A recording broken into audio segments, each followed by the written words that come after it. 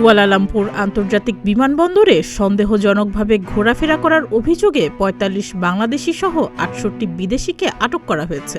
আটককৃতদের মধ্যে ১৬ জন পাকিস্তানি ও ৭ জন ভারতীয় নাগরিক রয়েছেন। মালয়েশিয়ার সীমান্ত নিয়ন্ত্রণ ও সুরক্ষা সংস্থা জানিয়েছে, আটককৃত ব্যক্তিরা পর্যটক হিসেবে প্রবেশের দাবি করেন। এরপর ইমিগ্রেশন কাউন্টারের দিকে না গিয়ে বিমানবন্দরের খাবারের দোকান ও অন্যান্য স্থানে সন্দেহজনকভাবে ঘোরাফেরা করছিলেন। ধারণা করা হচ্ছে তারা বিশেষ কারোর জন্য অপেক্ষা করছিলেন। আটককৃতদের কুয়ালালামপুরের ইমিগ্রেশন অপারেশন অফিসে নিয়ে যাওয়া হয়। কাগজপত্র যাচাই বাছাই শেষে ৪৫ জন বাংলাদেশি সহ সবাইকেই মালয়েশিয়া প্রবেশের অনুমতি না দিয়ে দেশে ফেরত পাঠানো হয়েছে।